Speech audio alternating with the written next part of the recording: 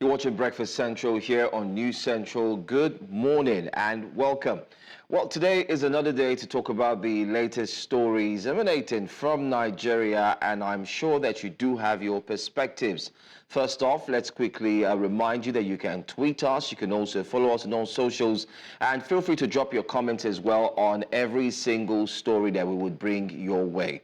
We also bet that you enjoyed watching the exclusive, especially with our investigative journalists yesterday. But in case you missed out on that very interesting investigative story, we'll let you in on when you can also watch it again later today on News Central Television.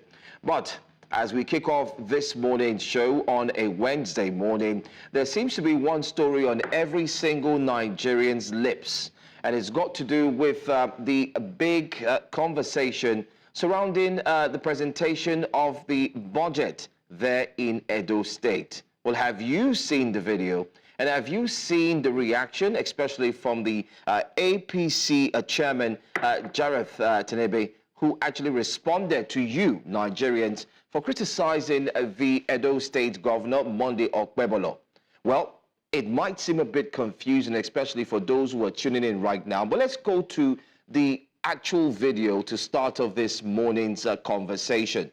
Let's go straight to a video you're about to see. It's trending online. It shows the current Edo State Governor, Monday Okpebolo, right there at the floor of the State Assembly, presenting the budget and also finding it very difficult to reel out the numbers. Well, take a look. The Edo State 2025 appropriation bill of 605 billion 76 million 76. Let me take it again. 506 billion 605 billion. Sorry, 776 billion. Sorry, it's confusing me. Sorry. Since order in the house, please. Mr. Speaker must be held in silence, please.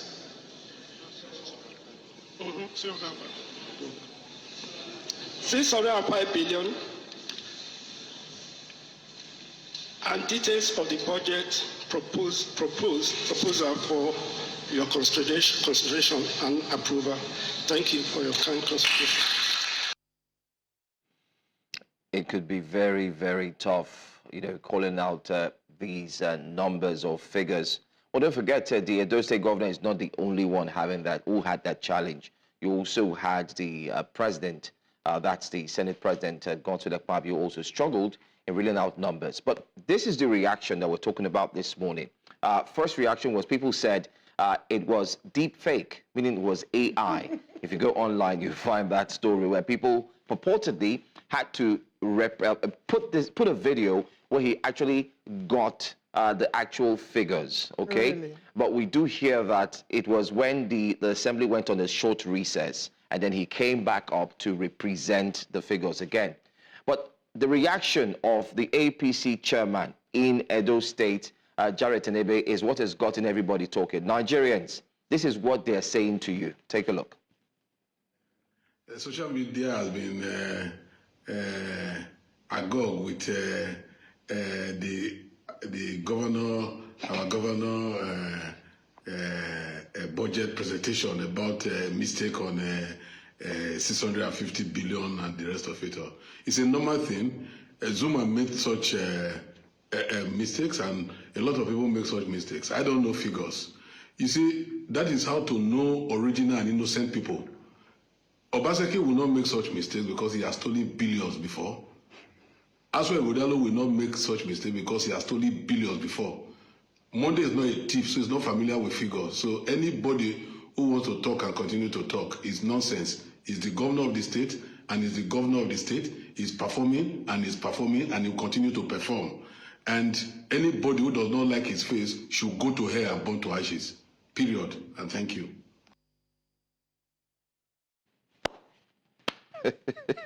Nigerians, they say you should go to hell and burned to ashes.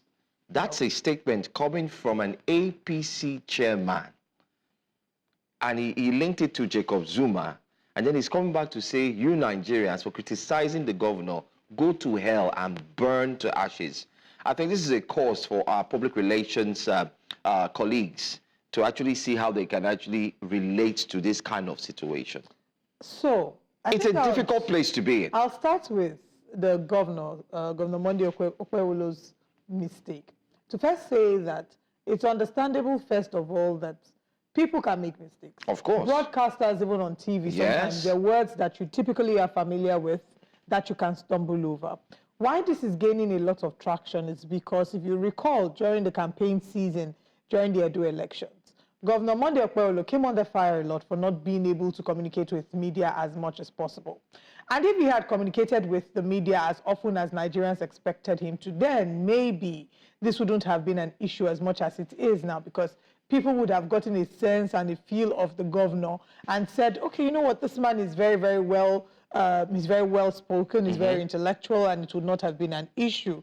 And the only media house at that time that he had granted an interview was the BBC. And I remember that also, even in the BBC interview, he had made a huge blunder that he was being dragged on social media. Of course. So that's one. Secondly, the response was in no way, shape, or form reflective of the fact that these people recognize that Nigerians put you there in office. Nigerians put you there to represent them, and you are answerable to Nigerians. Saying people should go to hell and burn to ashes is no way to speak to Nigerian citizens. That's one. Two, if you made an error, if you made a mistake, and that's one thing that I find, maybe it's also our cultural influence in Nigeria, where we were brought up to see that elders, quote unquote, and I'll use that loosely, elders can never be wrong. They don't want to apologize. Instead, when the parents misbehave, let me not use misbehave, but when the parents do something they shouldn't have done, they say, have you eaten? Come and eat, instead of saying, I'm sorry. Yeah. So I think we hide under that and find that when people make mistakes, they don't like to own up to it. So, oh, I made an error, I'm sorry about it. Next time I'll pay more attention. I'll make sure that I read the budgets before I come and rehearse the numbers. I take it as seriously as I should take it. But no, you instead decide to drag Obaseki inside and drag Obaseki received tribute. What concern Obaseki and with the error that you made, that your principal made whilst presenting the budget? You know, the interpretations that a number of Nigerians will ascribe to that error is the fact that you don't take your people as seriously as you should. You don't take them seriously enough for you to have read and rehearsed that budget in several claims. When you're appearing to defend your budget, because you know you'll be asked questions, you would have gone over the budget over and over again, that you would have mastered the budget and you would have become the budget. Although the argument against that, because I'm trying to see the argument from both sides of the divide, would be that you can rehearse very well, understand the budget, the ins and outs, but when you get there, the nerves would make you slip up. Yeah, and right? then you begin. So, in summary, I would say that mistakes are inevitable. Although that did not look good, regardless of how you see it. It's just simple calculating from behind. You need 10, 100,000, 10,000, 100,000. But then again, anybody can make mistakes. Anybody. But if you make mistakes, own up. And I think that these people need to have a team that understands how to communicate with people, rather than insulting and disrespecting the people. At the end of the day, the office of the citizen should be the highest office in the country. Olive, we've seen the, would I say, the most worrisome representatives in the past few years. And let me say this here, especially for public servants, those who represent their bosses. In the past, previously, you had essays to presidents, to governors, who wouldn't rush to put out a statement. They would take time, meticulously ensure that it is well detailed, and where they need to apologize, they would. But if you take a look at the statement from the Edo office, Edo State Governor, and most importantly from the office, and then what we saw from the APC chairman there, it is not in any way encouraging. I do hear that social media has granted everyone access to become a journalist and to speak. After all, that's what the government says, that everybody just goes online and talks. But what about the essays and those who are in an important position who also have to speak? They just put on their ring light like we saw there, put on your camera, and then boom, it's gone. Now, guess what? He cannot take those words back. I think that the Edo people deserve an apology for that statement. Not just them, but the entire Nigeria. Everyone deserves. Telling Nigerians who put you in office to go to hell and to burn.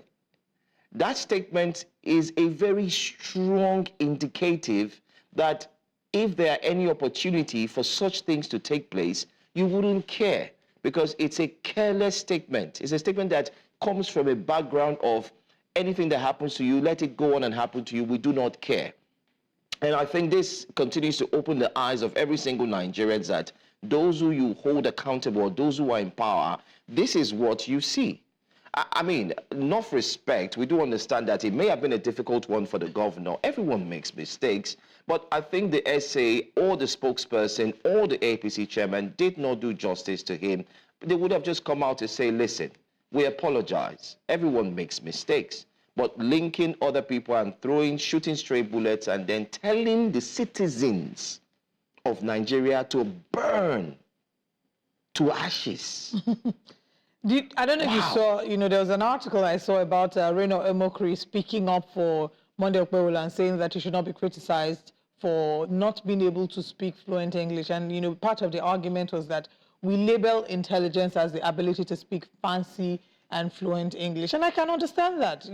He also did say that, or the article did say that you can't speak your language, but you're criticizing a Nigerian who can speak his languages, who is fluent in his languages, but maybe not as fluent in English. And yes, speaking fluent English might not be the yardstick for determining the intelligence of a person. But at this point, you're presenting in the House, you didn't present in your native language. If you are not going to do it in English, you might, if you're not certain of being able to do it in English very well, you might as well do it in your native language because you are presenting to the people that speak these languages with you. But let us know what you thought or what you think about the video. It's been tagged the budget of renewed hope. Is this a budget that has renewed your hope in Edo State beyond the mispronunciation? Look into the details of the budget and let us know what you think about it. But before we get into today's conversations, let's share with you what our top stories are. Court decides Farotimi denied bail till December 20th. Quite the twist that many did not expect. And the white lion to roar in prison during Christmas. That, of course, is Yahaya Bello. 32 states record zero foreign investments in 2024, according to a report, and that's not looking good. World Bank partners Borno government to unveil model schools. And we review the newspaper front pages, having our guests join us and opening the phone lines for you to be a part of the conversations this morning.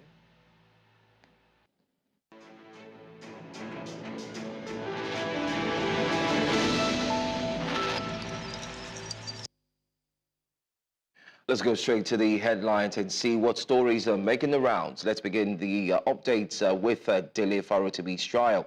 Embattled human rights lawyer Dele Farotimi, who is standing trial in an Ekiti magistrate court for allegedly defaming Afe Babalola, may be facing a longer road to freedom than anticipated.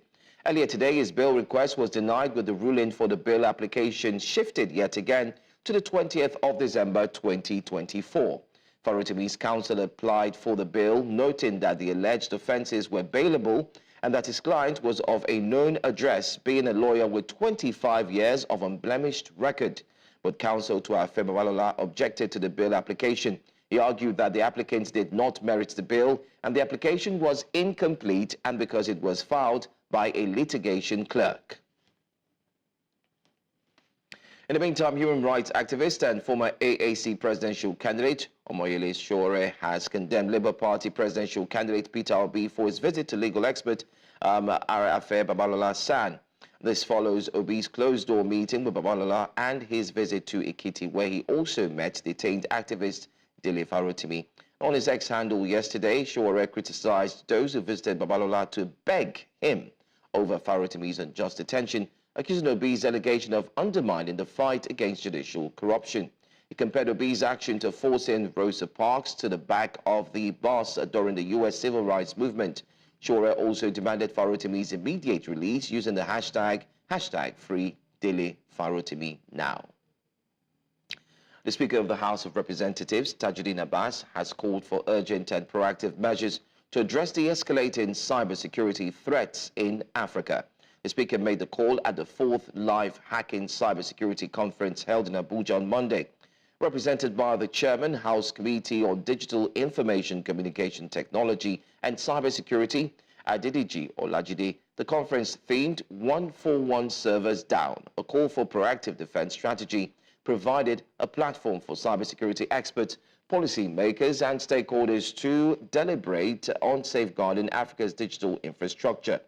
Delivering the keynote address on behalf of the Speaker, Olajide stressed the importance of the theme, noted its timelines and relevance in the face of growing cyber attacks. Well, let's bring it down now and tell you that President Bola Ahmed Tinubu has appointed Shamseldeen Ogunjimi as the Acting Accountant General of the Federation, AGF. This was contained in a statement on Tuesday by presidential spokesman Bayo Onanuga. Onanuga said his appointment is effective immediately following the pre-retirement leave of the incumbent AGF, Dr. Mrs. Oluwatoyin Maiden.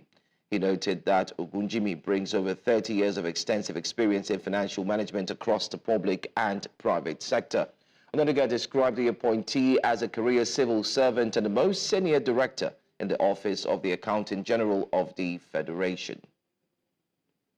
And that does it for the headlines here on Breakfast Central. Let's go for a quick break. When we come back, we'll go straight to our top stories. Stay with us. 3 new model schools were inaugurated in Borno State as part of a collaborative effort between the World Bank and the Borno State government to improve educational access in the Northeast region. Governor Babangana Zulum praised the initiative, highlighting the state's remarkable achievement in reducing the number of out-of-school children from over 2.2 million to fewer than 700,000, a 70% reduction, while calling for more effort. News Central's Amaru Kerowa completes this report. The number of out-of-school children in Nigeria is still alarming. According to UNICEF data, 1 in 3 children is out of school in Nigeria, representing 10.2 million at the primary school level and 8.1 million children at the junior secondary level. The World Bank Country Director for Nigeria is in Maiduguri, the Borno State capital, for a 2-day working visit.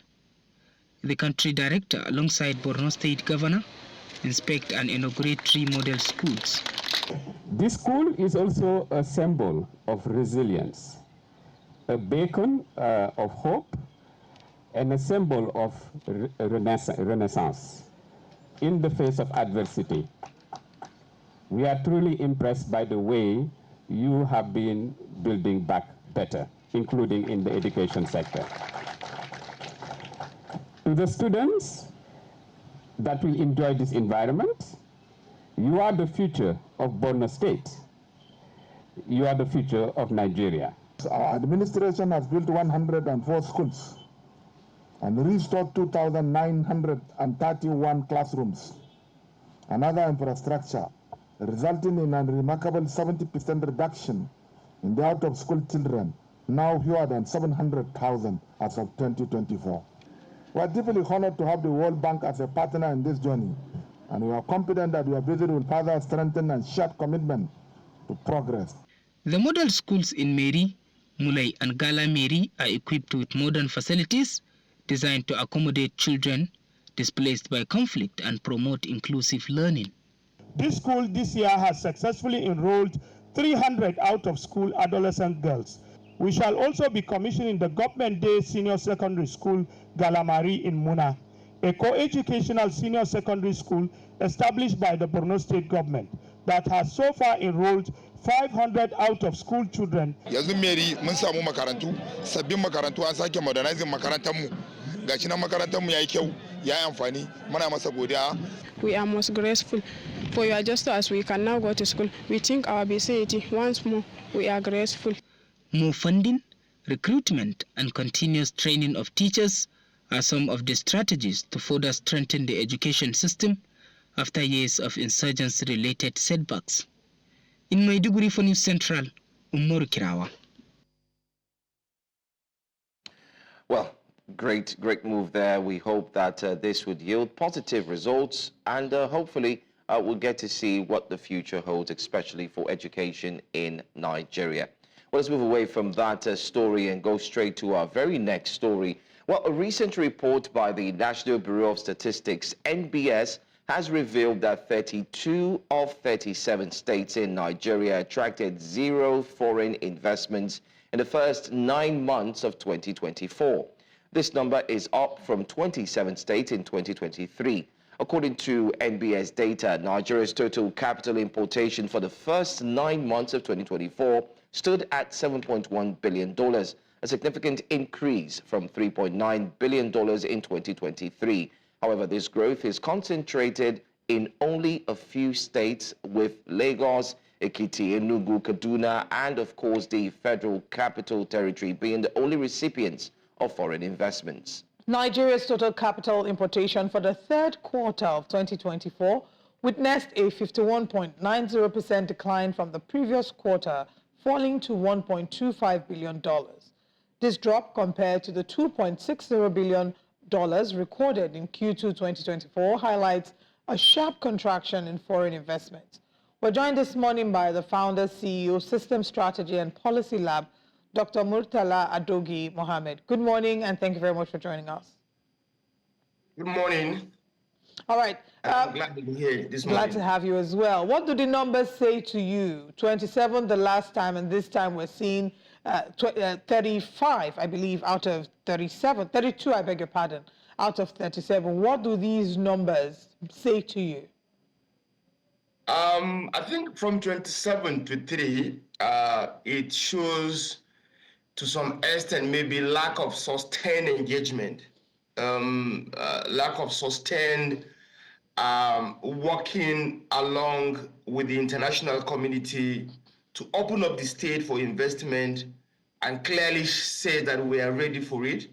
And 2023 was basically a year for transition. Elections happened and some governors left. So maybe some governors have kickstarted the process and we have a new governor. So the findings for 2024, which clearly mentioned the 4 states of Lagos, Ekiti, Enugu, Kaduna, and FCT, I think we need to dive deeper to look at what is this 4 state doing differently, so that other states will be able to learn and also understand the dynamics around opening of your state for foreign investors. Like, for instance, the availability of state strategic plan, and also the availability of state governance performance report, and the availability of the World Bank Index on the ease of doing business in that state, the issues around security, the issue around the market and the population and the natural resources available, though we have all this across some of the states in Nigeria. And also we need to look at also what happened in the post-subsidy removal, because subsidy removal, Nigerians begin to feel the impact in 2024.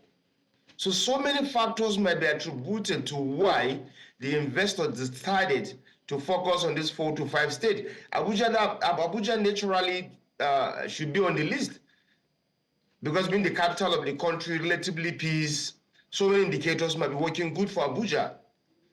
But if you take Kaduna, for instance, there's a great foundation laid by the former governor. Almost any development document you're looking for in Nigeria, it's available online for Kaduna State. Just Google Kaduna State Development Plan, you will see it. Kaduna State Economic Plan, you will see it online. So all available, and most of these investors, before they come to Nigeria, at times, they will sit down in New York, in Washington, in London, in France, in Paris, and everywhere to Google some of these states' potentials. The credibility, the openness of the states. So some of the states that are lagging behind, I think maybe it's because they are not able to have some of these documents available. They are not able to put some of these things on ground for people to see. So these are some of the things that make, I think, the decline in the number from 27 in 2023 to only 4 or 5 in 2024. So I think another thing would be, what exactly, when we say zero investment, what would be the definition of zero investment in the context of explaining how 32 out of 37 states had zero investment? What does that even mean? No, I think based on the report I read, is there's already investors. Okay, take like my own home state, Nasarawa State. We have some investors already in the state, and activities is going on. So I think the zero investment is the record, the increase in that particular year. Maybe that is the way I look at it. So in 2024, maybe some of these states record zero new investors that will come in with certain amounts of money. They might have some micro, local, and international investors that are doing a small business. But a huge and a mega business that run into millions of dollars that came in newly in 2024, because of the commitment of the governor, because of the openness of the governor, because of the peaceful nature of the state, and because of the capacity and competency of the people that they have on ground. Now, for instance, like Ekiti State, before Fayemi left Ekiti, he launched, I think, around 50 years development plan for Ekiti State. And when you take the 50 years development plan for Ekiti, I think you can even access it online. So most of the states at the moment don't have a short-term plan where the state is going the next 5 years. Don't have a long-term plan where the state is going the next 10 years. So having a strategic plan and the direction of your state, the openness, the natural resources that contain in the strategic plan, and the ease of doing business, and the incentive package that you have for international investors, that's also contained in this document. People need to see without even visiting the state. Okay, Doctor. These are some of the reasons. All right, Dr. Mohammed, I mean, you Yes. highlighted these points. Some of your statements, just like the one you made now, kind of like brings to mind what a lot of persons have said concerning the tax reform bills, that possibly this would highlight some of the key aspects that you just mentioned. But I'd like to reel out a few names for your to your hearing. From 2020 to 2022, we had companies like Universal Rubber Company, Mother's Bride Ventures, Errand Products Nigeria, and so on. In 2023, we had Unilever Nigeria, Procter & Gamble, GlaxoSmithKline, ShopRite, Sanofi, Aventis, and of course, recently in 2024, we also had companies like Microsoft Nigeria, Total Energies, PZ Cousins. All these companies I'm mentioning have left. Can we rightly say that this has impacted heavily on what we've seen in the NBS report? Take note, it didn't just start when President Bola Ahmed Tinubu got into power in 2023. I'm reading out the names from 2022. What do you say about that? Okay, I think some few things likely happen here. I would take the ShopRites in Kano, and with my knowledge of the ShopRites in Kano, and also some of these big international companies, the purchasing power of Nigeria is gradually weakening. The power to take huge amounts of money and buy something for a long time. People are now like more of survival strategy. What can I eat today? Just maybe a shy Indomie or something. We have a big population, but the income inequality gap is huge. Because the kind of money that is coming into the hands of people, it's gradually reducing. So the purchasing power is weak. So the company might be there, but the people to go and buy and patronize them are not there. And they are paying salary. They are running on diesel. They are paying tax. So you are paying tax, you are running on diesel, there's no light the way it's supposed to. Maybe there's no water, you are on borehole. Maybe there's no security you're providing, you are on security to some extent. So the cost of production is high, while the income that is coming to the company is low because of poor purchasing power and the income inequality in Nigeria. So the only option is some of these companies to pack up. I was in Kano prior to the parking of ShopRite in Kano, they left. And I asked even some of their staff, why are you guys parking? They said, people are no longer patronizing us. They only come into the ShopRite to snap pictures. So somebody will enter a ShopRite and want one bottle of Coke and snap 10 pictures, 20 pictures. And the old ShopRite is on diesel. You need to see the size of their generators. Dr. Mohammed, I mean, diesel by then around 1,600 naira per liter. Let me also this is come in. just the reality. But aside from the purchasing power, Don't you think that unstable government policies and also the high interest rates could also be pointed as a reason for what we see with the poor foreign direct investments and so on in these states? I agree with you. The interest rate in terms of the local banking system collecting of the loan, and also the instability, of the policies also contributed. We additional policy in Nigeria as if we are giving a kind of handout to the poor people. In the policies design system, there's what you call incremental policy. That for you to release a policy, it has to be incremental, gradual, and you must allow the people to see the impact of the previous policy. Now we have a policy of subsidy removal. We have a policy of floating naira as part of the forex, the foreign exchange. And within not up to a year, we are bringing a policy again on tax reform. People are yet to see the impact of the subsidy removal. People are yet to see the impact of the floating of naira. And we are additional another policy on tax reform. Why are we in the haste? It has to be gradual for people to see the impact. I 100% support the tax reform policy. But to me, the timing, bearing in mind that we are still struggling to survive based on the two previous policies that were issued by this December administration. It will give us Nigeria time to find a way to have a stability in the market system, in the economy system, in the monetary system, in the fiscal system. So I strongly agree with you, the inconsistency and the speed at which we are moving are that much if we may likely get it right, based on the fact that our population is growing faster than our economy. And the poverty level is also increasing faster than the growth of the economy. So to me, we need to look into the rate at which we additional policy, the instability, the inconsistency even at the state government. Some of the governors that came in 2023, they are not able to manage and sustain the gain of the former governors. Maybe they came into a different political party, or they came in the same political party, but with different mindset, different thinking about governance. They focus more on the politics, maybe of how they win the election in 2027. Not putting the structure, the foundation, the basis for delivering results and reforms and governance for the betterment of the people. And that might affect the interest of investors to come in.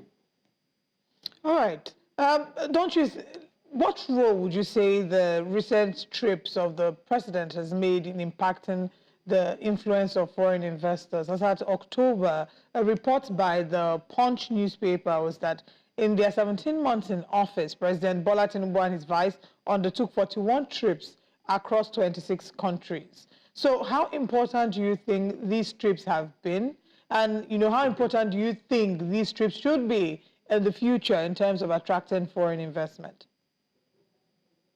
Look, you see, I was in Kigali just last week. We attended African Ministers of Health Summit, where all ministers from Africa, from 54 African countries attended. Though the two Nigerian ministers were not there, but the Minister of State from Nigeria made a presentation online. And when you see the calmness, the green nature of Kigali, Paul Kagame might not need to go to any country to woo the investors. But setting the foundation, building the state, and putting all the necessary resources on ground, the investors will come in.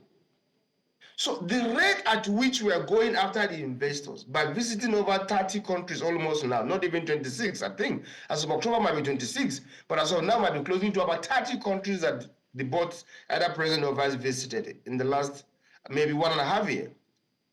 Now, to me, it's not even visiting the country. But prior to visiting the country, the media team of the Mr. President should clearly tell us in a punchy and catchy way that Mr. President is visiting social country. And this is what he's going to do in terms of the business opportunity. And by the time he's back, give us a report There's what you call back to office report. When the president is back, you know that the president is back, and this is the impact of the trip, so that we can be able to monitor and measure the impact of this trip. But the trip will happen. They will be in London, they will be in Paris, they will be in Dubai, they will be in Copenhagen, they will be in New York, they will be in Washington, they will be in Saudi Arabia, Riyadh. They will come back, and I expect the media team to clearly tell us, because we don't know what happened there. We have no idea on the number of MOU they signed. We have no idea on the kind of how short time and how long time would the impact or result will manifest in Nigeria. So Nigeria need to know. And that is why the media team that either go together with the Mr. President or they're in Nigeria should clearly be giving us updates, so that we that work on the policy space, we can be able to monitor and manage. But now we cannot even have a full idea of what has happened in the last 1 year, in which country, what are we expecting, and when. And when should Nigeria should be patient enough to wait and see the impact or the result of some of these trips. So I think the Mr. President and the Vice President handle us. The trip is good because it's a new administration. Go and make commitment. Go and make openness. Go and make that, okay, we have this incentive for you for 2 years if you want to have a business in Nigeria. In fact, just about yesterday, in the Facebook page of the President Macron of, not Macron, the Prime Minister of Canada, he mentioned that there's a free tax for some few items for 2 months. They removed tax for just 2 months, December, January, at least for people to come in and buy something and put money into the economy in Canada. So what I'm saying in a nutshell is that the trip is fantastic. Go and look for wherever you want to look, but communicate to us. What will be the impact? Okay. What should we expect? Well, Dr. Mohammed, I think, I mean, you said a lot. I think the press team would also, one way or the other, try to disagree with you that they've been doing that. We did see the MOU, explanation of the MOU that was explained, made clear rather to Nigerians, with France. What they normally do with us is that they report. You see, in media, in communicating governance, there's a difference between reporting what happened and going deeper to tell us with timeline and deadline and milestone. So what we see from the press is just a report. Mr. President has a meeting with the King of Saudi Arabia, and they're trying to bring $2 billion into oil and gas company Nigeria. That's all they are reporting.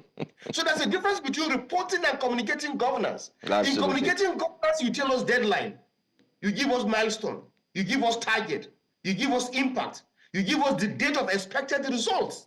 We don't get this from them. Okay. Well, we would hope that they can hear you and they can hear us, and hopefully from the next trip, they wouldn't just make mention that they've signed an MOU that's worth over $2 billion. But this time they would help us see what the MOU consists of and what it would bring to every single Nigerian. I want to say thank you so much for your time, especially for talking to us. And we hope that as you return back to your, is it conference or something where you are? Yes, in Mina. Yesterday we had a North Central Conference on the girls' education, where the traditional rulers and religious leaders came together in Mina, the capital of Niger State, to come up with a strategy of taking girls back to school through cash transfer, through advocacy, through low-cost private school where we can support the poor girls in the North Central to get back to school. So I'll be going back to Abuja later today. Thank you. That's a brilliant meeting that's been had, their conference, and I hope it yields positive results that will be translated into action. Have a safe flight back to Abuja, and thank you for your time with us this morning. Thank you. Thank you. Bye-bye. All right. This is still Breakfast Central. We'll go on a break, and when we come back, we're having more conversations. Stay with us. Welcome back to Breakfast Central. A magistrate court in Ado-Ekiti has remanded human rights activist Dele Farotimi in prison custody until the 20th of December, when the court will rule on his bail application. Farotimi is facing a 14-count charge for alleged defamation of Afe Babalola, a senior advocate of Nigeria. He has pleaded not guilty to all the charges. Well, the activist's counsel, Adeyinka Olumide Fusika, filed a preliminary objection asking the court to strike out the charge arguing that it is unknown to law and that the court lacks jurisdiction. Farotimi is also facing trial in a federal high court in Ekiti for alleged cybercrime, for which he was granted 50 million bail, that's 50 million naira, with one surety. Well, we'll have this conversation now, but of course our man swung into action and ensured that he was there and covered the entire court proceeding live, and also gave us bit by bit account of what actually went down. Talking about Omoyele. Let's take a look at this report. To the magistrate court on Tuesday morning, Dele Farotimi was brought to the magistrate court on Tuesday morning by operatives of the Rapid Response Squad of the Nigerian Police and officials of the Nigerian Correctional Service. The human rights lawyer Dele Farotimi pleaded not guilty to the amended 14 charges leveled against him. The charges stem from a defamation suit filed by Afe Babalola SAN over allegations made in Farotimi's book, Nigeria and its Criminal Justice System. The court's proceedings were marked by a dramatic turn of events, including a legal showdown between counsel to Afe Babalola, Taiwo Adeniyi, and Farotimi's counsel Adeyinka Olumide Fusika, a senior advocate of Nigeria. Latter's appearance was initially objected to by the prosecuting team, citing rules that prohibit senior advocates of Nigeria from appearing in magistrate courts. Despite the objections, the court allowed the proceedings to continue. Farotimi's defense team submitted a preliminary objection, urging the court to dismiss the suit on grounds that a charge is legally invalid and non-existent. The court has reserved its ruling and adjourned the bail application to Friday, December 20, 2024. This means Farotimi will remain in custody for another 10 days, sparking widespread concern and call for his release. Has already made a pronouncement of bail. It is expected that that particular bail should have been granted to him at the magistrate court. This was actually what His Excellency Peter Obi, who was exploring all options to make sure that this particular case has been put to rest. You remember that he tried as much as possible to reach out to major persons than to be given this particular bail, so that the issues can be trashed in the position of court later. As Democrats and respecters of the law, we will respect the position of the case and at the same time present ourselves in the court of law at the next proceedings. But it is expected that this particular case is a bailable offence, especially in the magistrate court, so that we can be given a bail, so that we will not escalate this particular matter unnecessarily. Thereafter, a mild drama ensued between the supporters of Afe Babalola and Dele Farotimi outside the court. On behalf of myself, I'm speaking as a citizen of this Ekiti township, all right, as an individual of this community. Nobody can destabilize the peace of our state. We know they are rented talks. We know they are hired to do this. But no amount of street wailing, no amount of internet attack can make group of underdogs to subdue the right of our father. In a country where there is law and order, all the things that were written in the book by Mr. Dele Farotimi is the things that played out in this court. I've been here personally. I was here when another charge was served, again in the prison, and again and again and again. Nobody is above the law. If this is a civil case, why is it happening like this? Why is this happening? You are telling us that the government is under one man, which is the same man that is in question. And you're saying that the same book we are condemning now, and the things here are what is happening in this court. I listen to both parties, and it is not justifiable that something like this happened in the under the watch of Nigerians. This is going to create a revolution, and we're not going to sit back around it. The original charge was amended, and the new charge was read to the defendant. And thereafter, the application for bail was argued.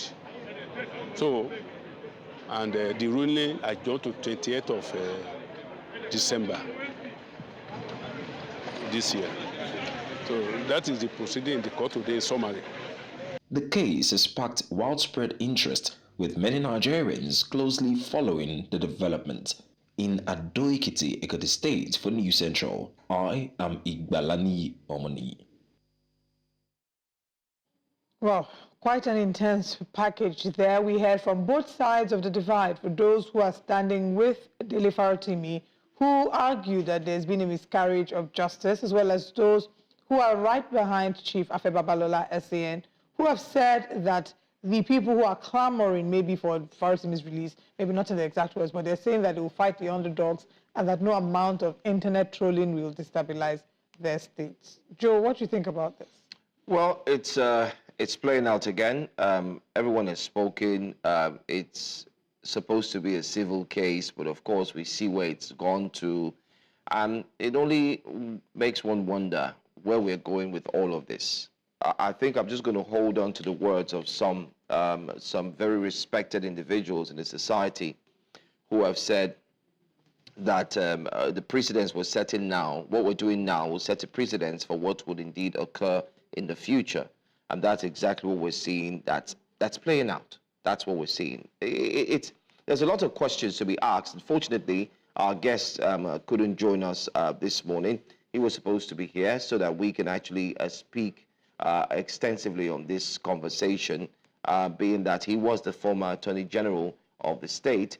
But then again, he's apologized due to circumstances beyond his control. So we're going to work with that and hopefully try to get him join us again so we can look at this categorically. Especially, I'm more concerned on the fact that there's a different case and he's been granted a bail to the tune of 50 million naira with a surety. We talked about this the day before yesterday. But this particular one, which is Olive, everyone is asking questions. What's really happening to our judiciary? There's even another layer to the story that we haven't talked about. And the other layer is the suit that has been filed by Afe Babalola against the book, which is the subject of litigation, saying that the book should stop being produced or distributed, and that the royalties of the book that have come from the book, of course, be taken or seized. I think that would be the right word. And I really don't. It's quite an interesting time now. If you recall that last week, the book rose to #1 in the political space on Amazon, and that was just barely 48 hours after he'd been detained. And a number of bookstores were listed, all the places where the books are currently being sold, a number of the bookshops. So what this would mean is that going forward, you might not be able to lay your hand on the book, Nigeria and its criminal justice system. They've been given orders as well to confiscate the book. So they're trying, which, and what Nigerians would argue is that at the end of the day, what they're trying to stop has then happened. You're trying to stop a defamatory statement being published about you. You're trying to ensure you protect your reputation, that this doesn't get into the hands of people who will read it and form an opinion about you and about the justice system.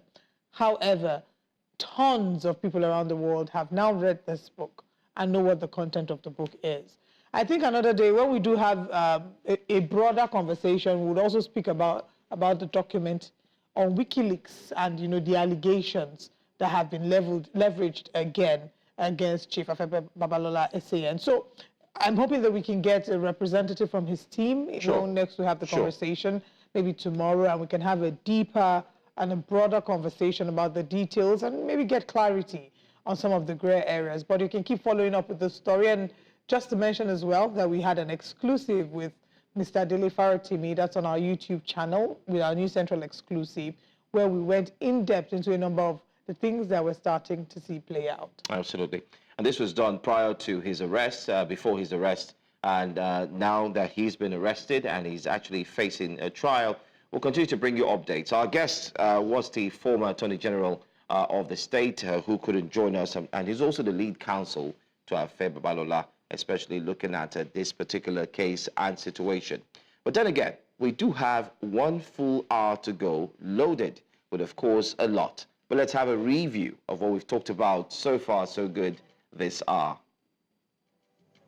This morning, court decides Farotimi denied bail till December 20th. 32 states record zero foreign investment in 2024, according to a report by the NBS. World Bank partners Borno government to unveil model schools.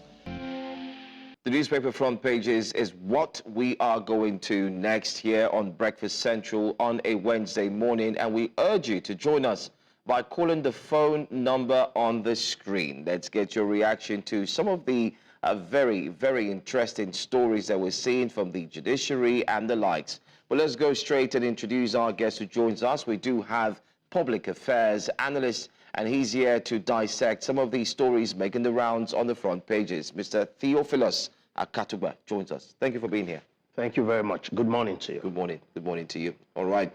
Let's go down to our very first newspaper. We'll be looking at Nigerian Tribune. That's our first paper. Don't forget, get your fingers itchy and make sure you call. We'd like to hear your reactions to some of the very interesting story. It starts off with the news at the top. Tinubu appoints Ogunjimi, acting accountant general of the Federation. Court postpones Farotimi's bail application till December 20. Reps probe CBN over scarcity of Naira notes. And they should also probe them, not just for scarcity, but the fact that you cannot get monies from the ATM, but you could get it from the POS operators. Okay, the big one on the front page there, Reps Southern Caucus backs tax reform bills. And then we'll look at so many. It says they say they're ready for negotiation with Northern lawmakers. Take note, Reps Southern Caucus backs tax reform bills, says ready for negotiation with Northern lawmakers. What tax reform bills will do for Nigerians? Fiscal Responsibility Commission, our stance aligns with Tinubu's vision, RMAFC. I thought they said they were in opposition to the tax reform bills as a few days ago because they said they spotted some things wrong with it. Anyway, Theophilus is here. I'll leave that to you when we get there. Let's move on to another story quickly. Nigeria recorded 467,000 tuberculosis cases in 2023. That calls for an alarm and alert. Also, alleged 110 billion naira fraud. Court remands Yahaya Bello in Kuje prison adjourns case till January 29. Workers shut down WAEC offices nationwide over salary review, sacked staff. That starts today, so there's an ongoing strike. Sanwo-Olu inaugurates network of roads in Ikoyi.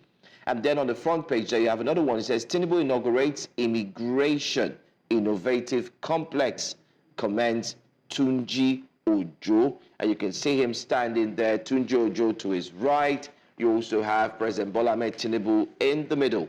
Let's leave the Nigerian Tribune before we get our reactions. Let's go to This Nigeria and see another story very quickly.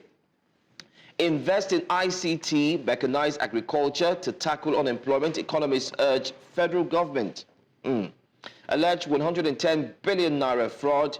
You must remain in Kuje prison. Court tells ex-governor Yahaya Bello, a.k.a. the White Lion.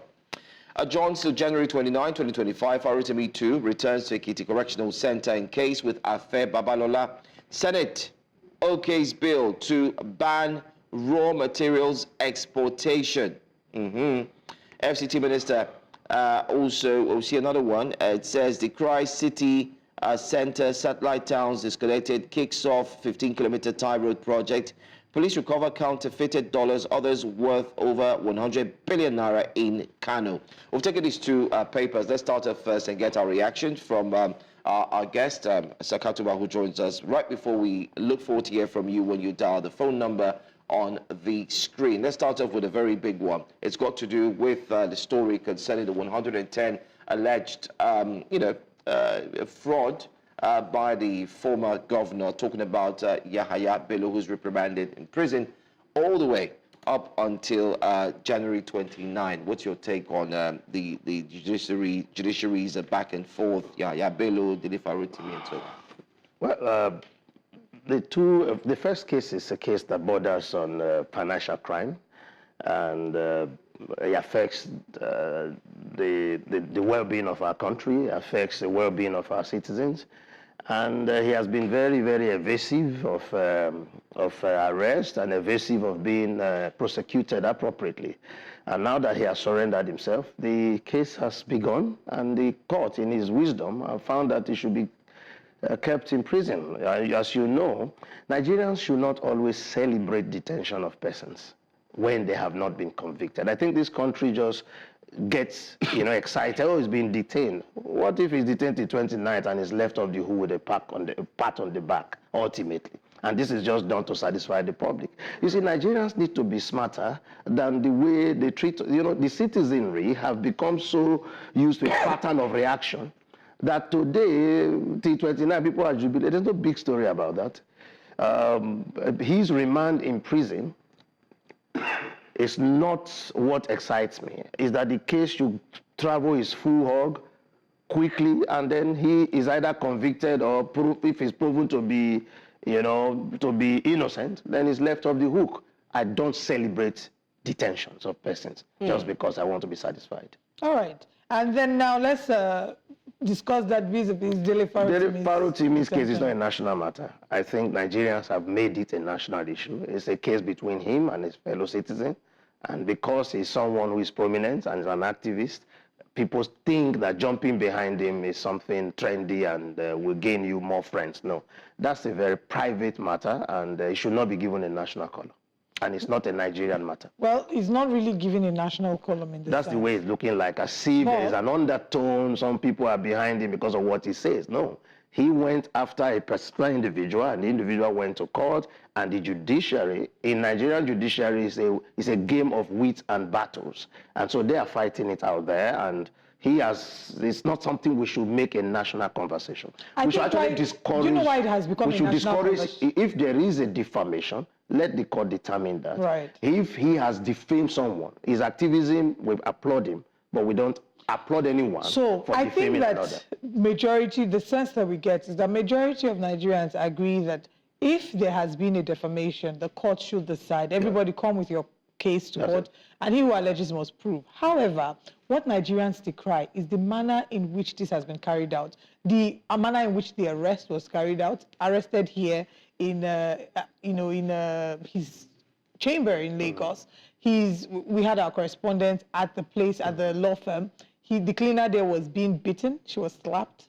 So I think it's the manner in which the arrest was effected. And, the argument has become that some would say that Chief Afe Babalola, SAN, is a lawyer and should know better, that there are ways in which this should be handled, go straight to court. However, there are those who would say he has made his complaints, the police have carried out his arrest. The case has been in court, and he has evaded, he has refused to attend the court. So the attitude of the police towards him could be criticized, but that is also, do you know for sure that the case has been in court? He mentioned it on TV that they've taken this to one. No.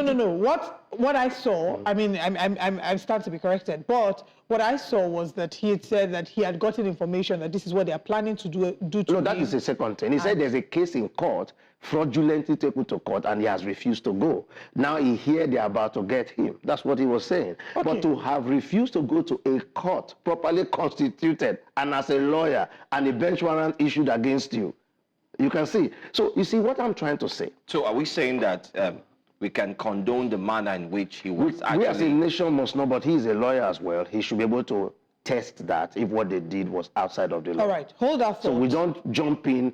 You see, when we jump in to mob our security officials because you think, even in the US, when something is deep, when some arrests might not be according to popular expectation, but it's an arrest. The fact is, the police, if they step out of bound, we can talk about that. All right, but we cannot have a national outcry because other Nigerians are arrested more brutally. Let's take a call, and we'll come back to have a conversation. We have a call coming in. Good morning, Lenin. Please go ahead. I think we lost that call. Lenin, are you there? Okay, we lost that call. Anyway, you were making a point that our argument, especially the argument from a lot of Nigerians, simply is the way he was picked up. Is that how it should be? Who knows how it should be?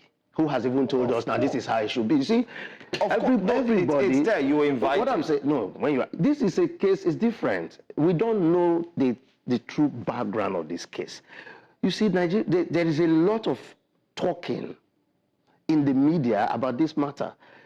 The other day, I'll tell you something. He is an activist. He has a loud voice in the media, and the media and all of his friends are behind him. Does not make it a national issue. This man has a case with a private citizen who is exercising his own right, and in the process, some wrongs might be committed, then we can deal with those wrongs. But we don't make it something that we engage a nation as busy as Nigeria. Nigeria is too big for such personal squabbles to become center stage. But I'm sorry, but I don't agree with the fact that it's a private matter. But then again, it's how it was brought to the public. I'll bring this case close to you. I mean, you have young men or boys who are equally arrested. We've seen police brutality. We know what ended up, what brought about the NSAS issue and so on. Whether we like it or not, the police will continue to be on our faces in terms of conversation.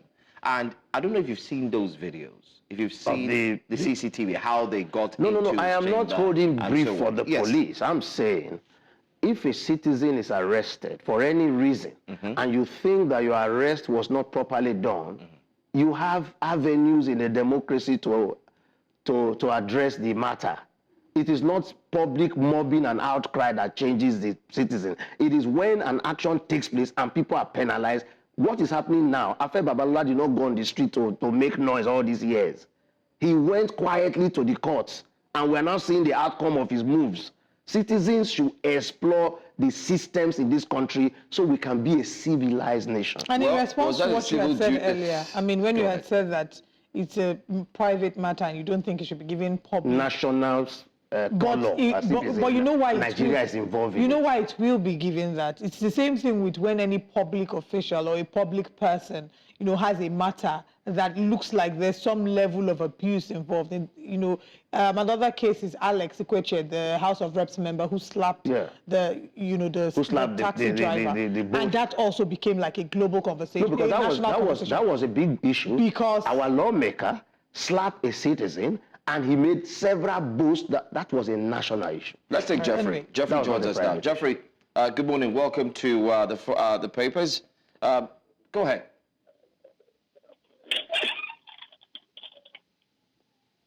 Jeffrey, can you hear us? Go ahead with your contribution. Hello.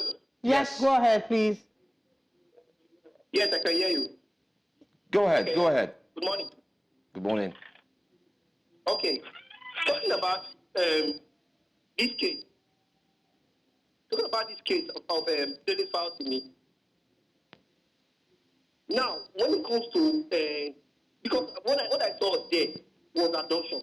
Because the police in Lagos State, they don't even know that police came all the way from Ekiti to take him. And in the case, can you hear me? We can hear you. Go ahead. Hello. All right. I think we seem to have a little glitch there with Jeff. But I got Jeffrey's point. Jeffrey said it was an adoption, and even the Lagos CP said they didn't know anything about it, and that's what Jeffrey's saying. So these are the concerns for us as journalists. On the other hand, it is a big concern because why I would say, in as much as a private matter is also a public matter, is because you've also had issues where even journalists have been picked up. See, we are not, I think this is where, when Nigeria is having a conversation, my international friends don't get involved because everyone is speaking from different points of views that make it difficult to have a conclusion. If we agree that it's a private matter, if we agree that the behavior of the police can be tested, then why are we really having, we are over-conversating over something that is so minimal. The point is, it's not that big. If there is an error in the manner, the CP of Lagos, the police protocols will tell us that anyone to be picked up in his jurisdiction will be informed. If he says publicly that he was not also informed, it means there is something that needs to be investigated. Well, we hope and we know that sometimes these investigations do not yield. That is the spirit that doesn't help our country. We know, we hope. Everyone knows something very bad about Nigeria, and no one seems to know a good thing.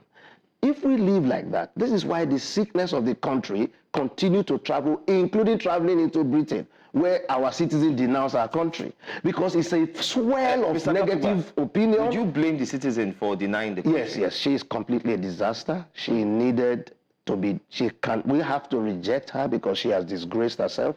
You see, the situation of your country, you can criticize those who are supposed to do what to do, but you trash your country, you've trashed yourself. She made a huge mistake.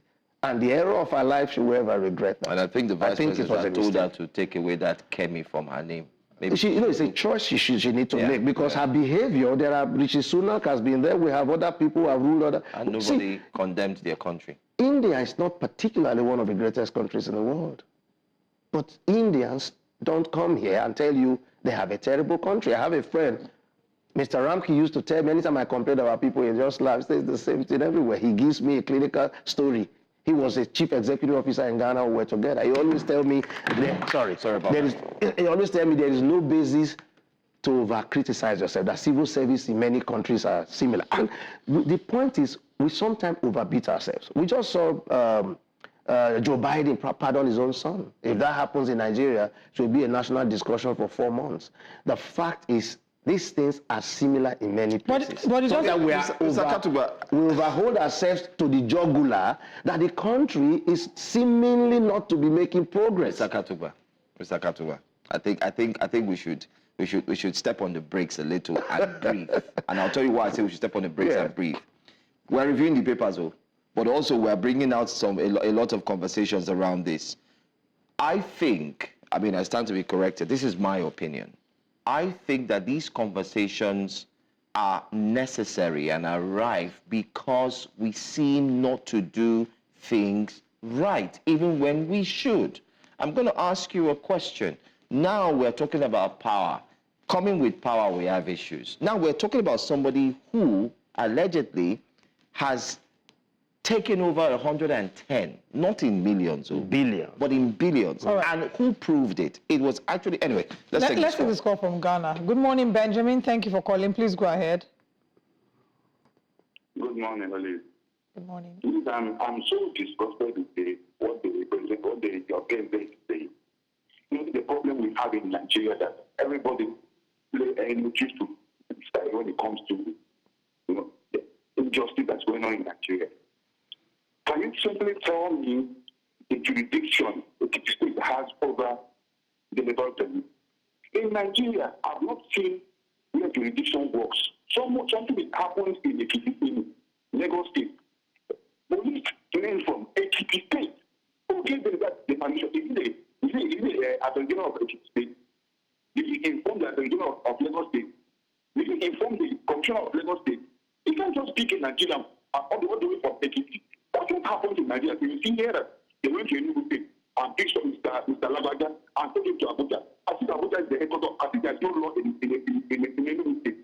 We should stop playing us straight in Nigeria. And there is no Nigerian more Nigerian than any Nigerian.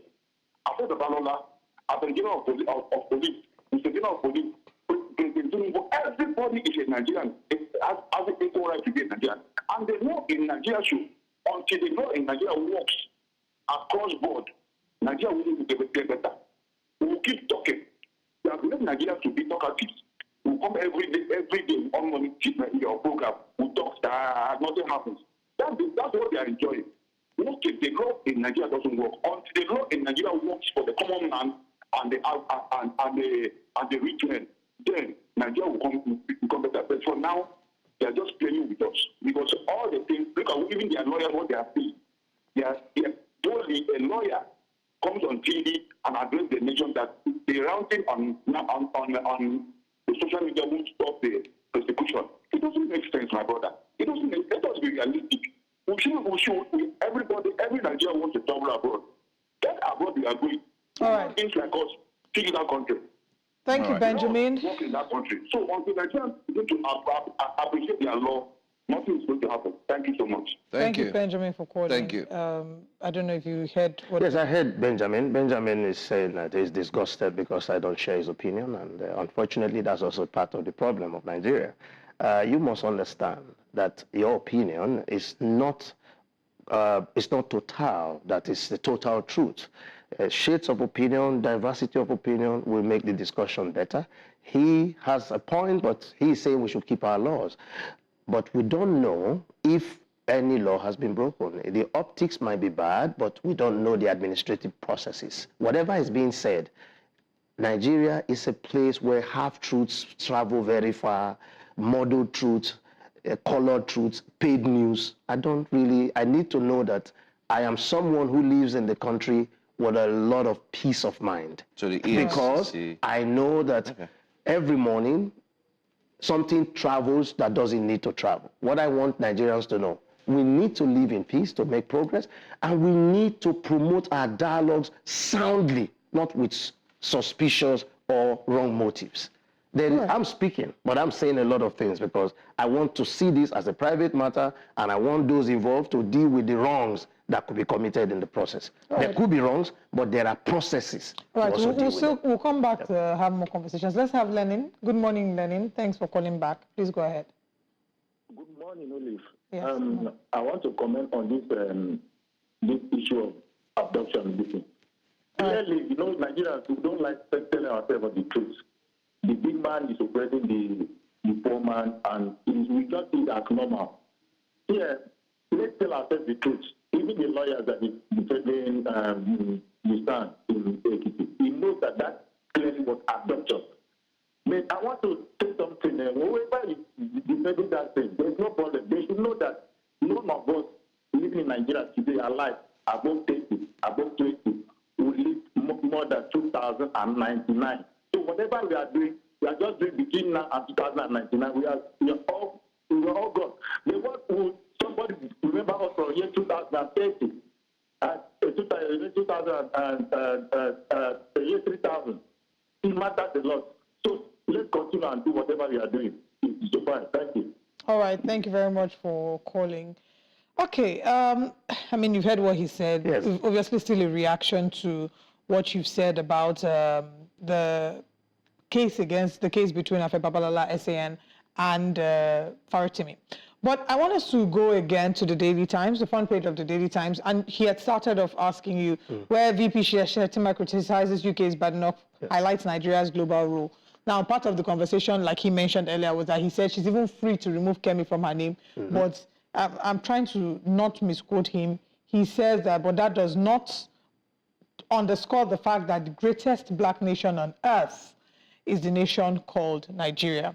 That's what the VP said. And before you respond, to that, I want to make reference to something that the former Chancellor of West Germany said in June 1979, I believe, where he had said that Germany is not a world power and does not seek to be a world power. That same year, former President Olusegun Obasanjo in his thank you tour in Ogun State had talked about how Nigeria is going to be one of the top 10 leading nations by the end of the century.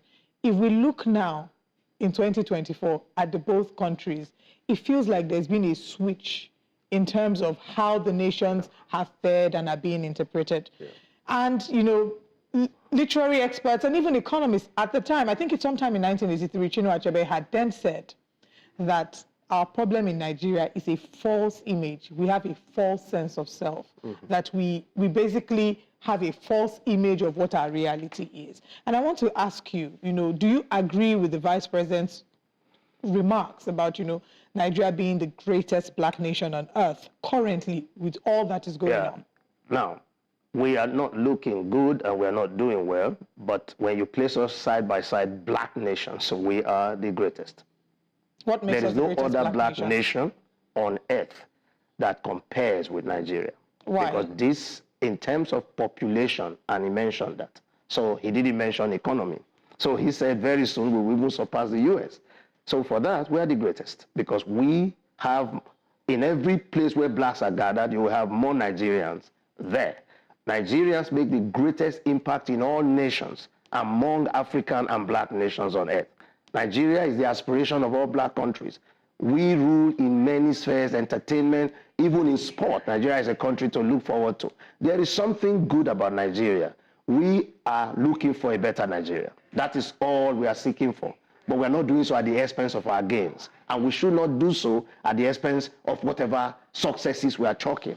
We are not terrible that we are not making some great moves. We are moving forward, but there is deep-seated problem. There is structural problem. There is ethnicity problem. There are foundational problems. And we keep grappling with all of these problems. And day by day, we must continue to shine. But if any one of us find himself into leadership on our behalf, and he takes the podium to denigrate all of us, then we have lost our progress. That's the point. You have become one of the shining lights. It is the reason you took that stage is because you must drag all of us out of our despondency. Obasanjo's statement, in contrast with the German person, is this: Germany sought to lead the world, and they know that if they say that again, because they have the power to do so, they will not be accepted in a global stage.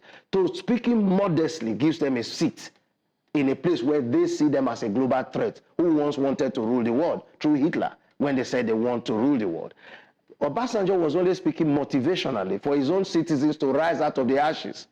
But unfortunately, motivational speeches alone do not do it, or will not solve the problem. It is when we put our shoulders to the wheel, each one making a conscious decision to make right statement, right decision, because in Nigeria today, you don't need to go too far to know that Nigeria is not a country to invest in.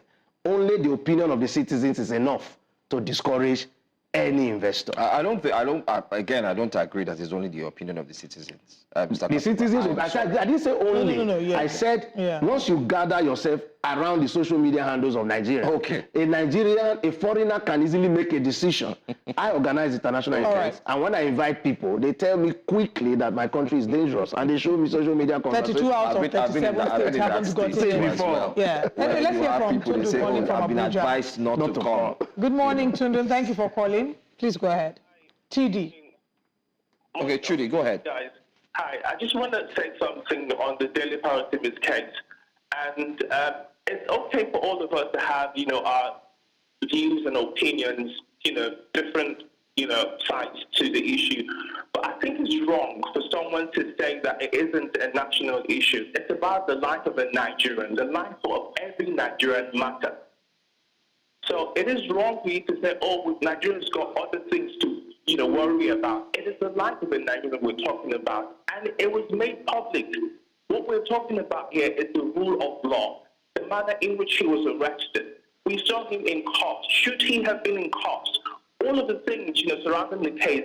What is happening? It is the life of a Nigerian that we're talking about. It's about the rule of law.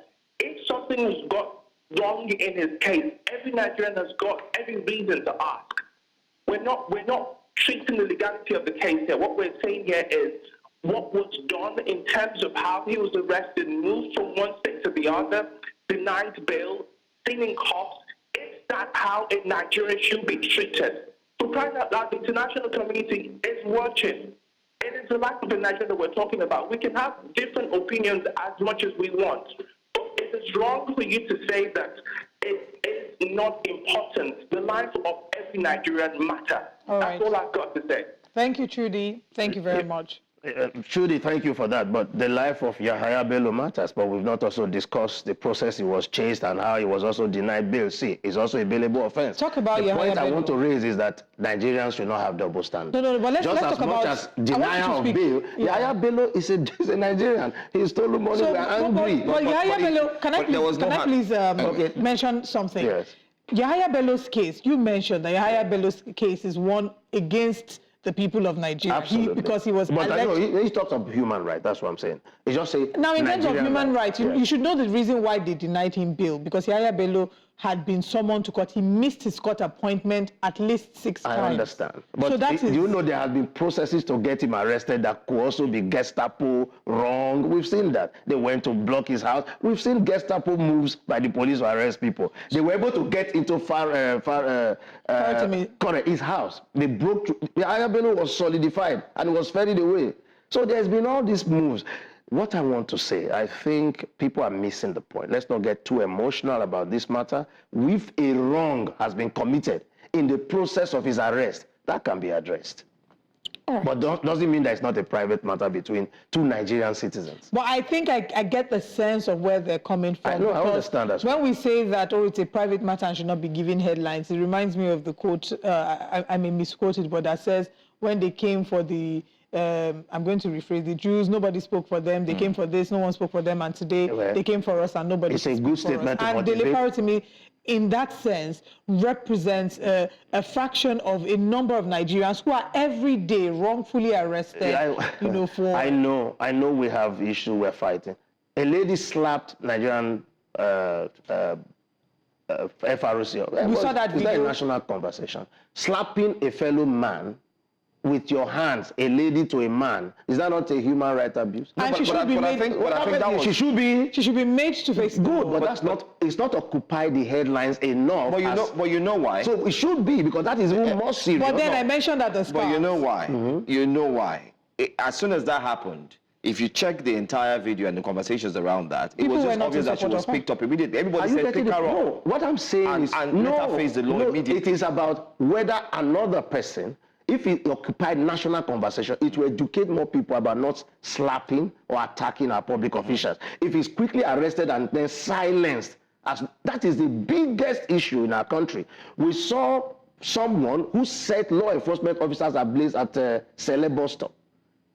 Yes, when he was about to be arrested. We've seen people who go naked. We've not discussed the challenges our law enforcement officer even face in the hands of you can't take away the fact that it's not just, and every Nigerian's right is important, including the right of the Nigerian who was assaulted by, I agree, that's what I'm saying, including the law enforcement agents who was assaulted by that woman.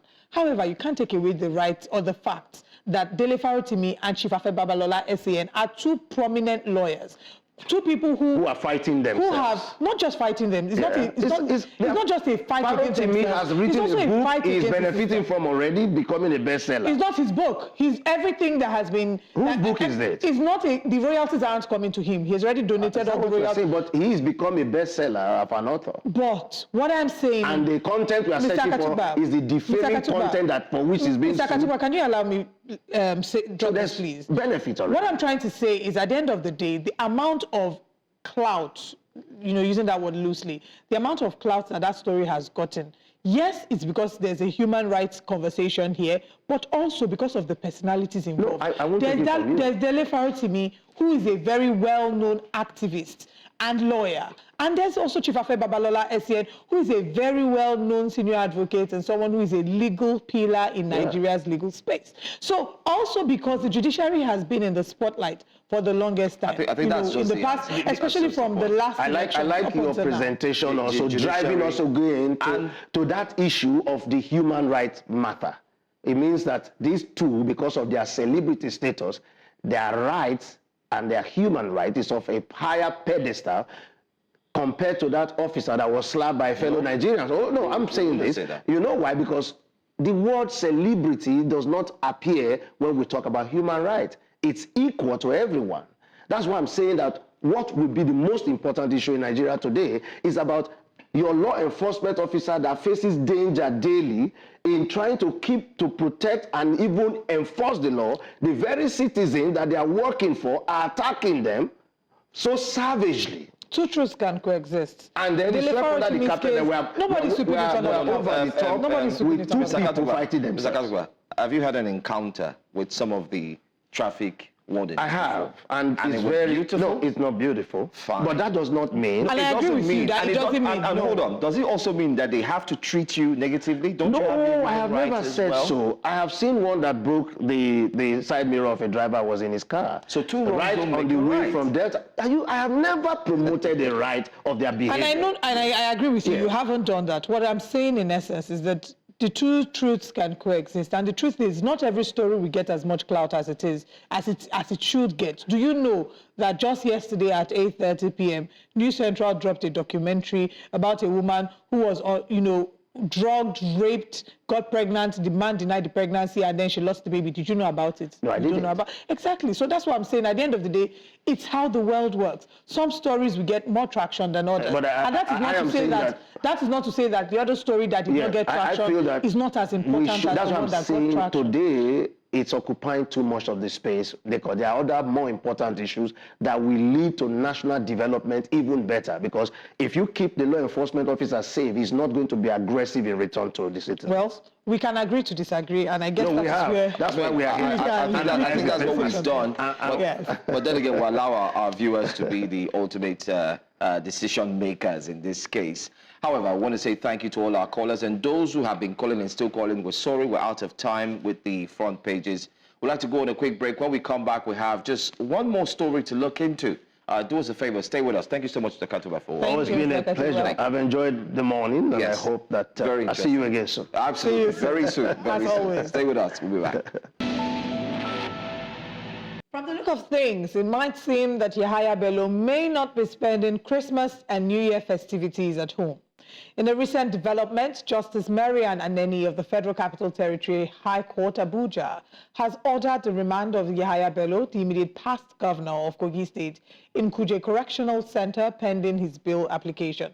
According to Justice Aneni, the bail application was filed on November 22nd before Bello's arraignment on November 27th. The judge stated that a bail application can only be made after a defendant has been arrested, detained, arraigned, or brought before the court. Well, you can recall that the White Lion, Yahaya Bello, is facing a roaring 110 billion naira laundering charge brought against him by the Economic and Financial Crimes Commission. The judge had earlier refused to grant Bello's bail application, citing that it was filed prematurely. In contrast, Bello's co-defendants, Umar Oricha and Abdul Salami Hudu, were granted 300 million naira bail, each with stringent conditions. The hearing of the case has been adjourned to January 29th and also February 25, and not forgetting to 2025. Well, joining us to actually look at this development, we do have legal practitioner Evans Ofeli, who joins us all the way from Atlanta, Georgia, in the United States of America. And the time seems to be about 2 a.m. Thank you so much for making out time to be here to have this discussion. Though short, but then again, we trust that we would get to the end of the discussion. Let's start off first with the adjourning of Yahaya Bello's request for bail. And also, let's look at the fact that this is a case that could have ended if only he had turned himself in earlier on. But what's your overall look of this case so far, so good? Well, as at the time he was, is he chased or attempts were made to arrest him by the EFCC, and the subsequent drama that followed. His lawyer had filed certain cases in court to the effect that he cannot be available for interrogation up until he later turned himself in. He turned himself in the first time. The EFCC didn't do anything about that before the last time that he did so. Now he's in the custody of the Kuje prison. Before now, the court had first arraigned him and remanded him at the EFCC custody. Now, upon this next court hearing, wherein his lawyer brought an application for bail, of course, bail, the offense is bailable, okay, but it turned out that the bail application that was before the court was actually filed way ahead before Bello's arrest. I mean, the date in the bail application is on the 22nd, whereas he was arrested on the 26th or thereabouts. So when you look at it, you will discover that what that presupposes is that the bail application had been filed before his arrest. And what it means is that that bail application is incompetent by law. That is what the judge reached out in the case under reference. So it is now left for his lawyers to go and do the needful. And that is to ensure that they bring the appropriate bail, because this case has been adjourned to January. The court is already set for vacation. The options and remedy open to him is that perhaps the lawyers will file a fresh bail application and file another motion to abridge time, and then have the case heard if he has to be granted bail within this year, because the court will still go on vacation from the 18th or 16th or thereabouts. Court will be on vacation. So there's also vacation judges who could attend to the case, I mean the bail application. But the issue on that reference here is that even if all that is fulfilled within time, bail is still at the discretion of the court. Okay, it is lucky that the reason the court gave is just because the bail application was premature, it was filed ahead of time. That's the only reason given. No other reason was given as to whether you could jump bail if it's granted bail or not. Even though the counsel, Kemi Pinero, SDN, that is prosecuting the matter had also filed a counter affidavit opposing the bail application on grounds that, the defendants a flight risk and so many issues have been brought. And the conduct so far recorded in the case, the former governor, have a record of not following the issues as they were, not complying to conditions. So we'll look at it and see where this leads. It's a developing story because the case is ongoing and the court is doing its best to ensure that the court have now adjourned for trial in January and then continuation of trial to 2 dates for continuation of trial upon the date for trial. Okay, thank you very much. We're struggling a bit to hear you. Seems like we're losing the end of your words. So if you can help us with maybe speaking up a little louder, that would help. But thank you for establishing a foundation as to why exactly this bill was denied. And we will wait till the next hearing to find out what the next steps will be. But we can't preempt the court. But typically in situations like this, would you be able to tell us if this is a bailable offense? The offense is bailable. All offenses are bailable, except perhaps for murder and treason felony, which are also bailable, but it depends on the circumstances surrounding every case. Okay, the case under reference has to do with money laundering and issue of corruption and all that. Is a bailable one. Is one that, but the truth is, even if an offense is bailable, it does not confer a right on you or somebody or absolutely that you must be granted bail. There are exceptions to this thing. If the court is of the view or the opinion that there's a tendency that the defendant may jump bail or that the defendant is a flight risk or have a tendency of proclivity to do wrong when such freedom, when such opportunity is granted to that person, the court can withhold, the exercise of that right by its discretion to so do. Okay, ordinarily, constitutionally, it is a right of the defendant to be entitled to bail based on the case under reference or the alleged offense of the defendant. So all right. The court will look at it critically and decide whether or not that exercise of that right will be appropriate for him. All right. Let's now move away, still talking about bail applications, this time around to talk a bit about Dele Farotimi. I want to assume that you've been maybe brought up to speed regarding the case. The initial report we got was that he had been granted bail by the Federal High Court in Ado-Ekiti on Monday. And then it turns out that at the court hearing on Tuesday, he was denied bail. It's a bit confusing. We've seen a flurry of reactions on social media to this, but let's get your thoughts. The last I heard about it was that he was granted bail. The details were not very clear, it was sketchy, except for what you're saying now, that he's been denied bail. What the information I got was that he has been granted bail. His offense also is bailable. His offense is one that is very controversial because the issue under which he was arrested is an issue that ordinarily should have come under civil litigation. Okay, but because the complainant himself decided to go through a police complaint and a complaint before the police exercising the provisions of the criminal code to bring that action under criminal defamation is one that is controversial. It's correct that criminal defamation exists, okay, but it has been watered down. The reason it's watered down a bit, if I defame you, it's between I and you. The state is not affected. Nothing.